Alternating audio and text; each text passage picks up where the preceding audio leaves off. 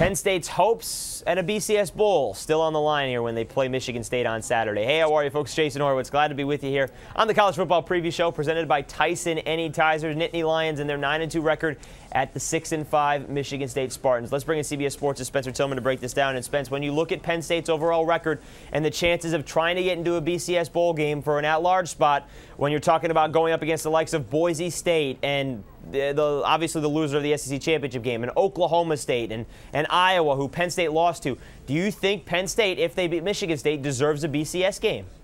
That's a great question. I love how you framed it up. Do they deserve to? No, in my opinion. Again, this is a team that will weigh heavily on tradition, and we know that tradition is the currency of college football, Jason. And let's wait because, you know, at the end of the day, I think the fact that this is another Big Ten team with that tradition behind them will make it palatable for those that would be on the outside looking in. Certainly the Big Ten officials would be inclined to have their team show up, but I don't think they deserve that spot. So we'll see. Definitely there's going to be some wrangling going on if they do slip in past some of those other teams, particularly Boise, if they run the table at 12-0. Yeah, absolutely. You know, their only wins this season against winning teams are Temple, Minnesota, and Northwestern. So it's not the greatest resume right there. Meanwhile, for Michigan State, Spence, so many close losses this year. Obviously, Central Michigan, which they shouldn't have lost. Notre Dame on the last drive. Iowa on the last play. Minnesota on the last drive. How should Spartans fans view the way that this season has gone? Well, I think they need to be excited. I mean, look, this is 3 straight years they've made it to a bowl. You got to go back to 95, 97 run when Nick Saban was there, and he got them to 3 straight bowls. That's pretty impressive, particularly if you want to say the Big Ten is competitive, and I think it is competitive. I think overall the talent level is down a little bit this year. But that's something to be said for making the bowls 3 straight years when you've struggled in the past and often working in the shadows of the Penn States and the Michigans and the Ohio States. So I think that's a good result for them if they should make it. Yeah, and last year the Capital One Bowl, too, in that game against Georgia. A good bowl.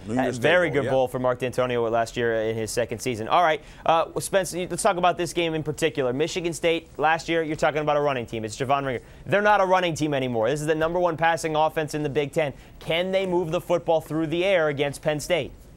Well, what did they have, Jason, last week? About 150, 160 yards rushing, and 75 of that came from the wide receiver on a little trick play, a little reverse. So, first of all, you got to be able to get yards on the ground, and if they're not able to do that, they're going to have issues winning this ball game. So, again, despite the fact that they've had some recent success, and some people felt that they should have lost that game last week, they won it against Purdue, but look, they were very lucky, gave up a ton of yards in the process as well. So, again, getting yards the conventional way with a running back as opposed to a wide receiver, it makes you a little bit predictable if you do that by formation. I know pretty much real quickly what you're trying to do. And again, the success they had running with that wide receiver last year is very easily game planned again. So they've got to get it from a traditional runner. Meanwhile, for Penn State, Spence, you're talking about Darryl Clark's last regular season game.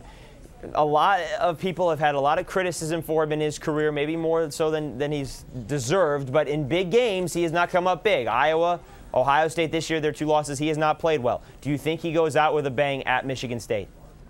Well, I think they should beat Michigan State. Let me say that. Whether or not it's going to come from the quarterback position and he's going to be the star, I don't know. Royster and the rest of those runners have got to step up. The receivers got to step up, and the defense has been playing well for the most part much of the back half of the season. If they continue to do what they do, they'll win it, and it'll be rather nondescript win, in my opinion, simply because of what you're not getting on offense from Michigan State, particularly in the run department, and the fact that Penn State has struggled a little bit at times, fits and starts, with their offense. So we'll see how it plays out, but I think this game is going to be defensive control for the most part and rather nondescript in its outcome. Well, Penn State blew out Michigan State last year, but 2 years ago in East Lansing, the Spartans won a close one, 35-31. We'll see how it plays out. Spencer T, we'll see you Saturday on CBS. All right, Jason. We'll see you, buddy. All right, folks, for more on this game, be sure to stay right here with CBSSports.com. That'll do it for the College Football Preview Show, presented by Tyson Anytizers, the meaty good man snack. For Spencer Tillman, I'm Jason Horowitz. Take care, folks.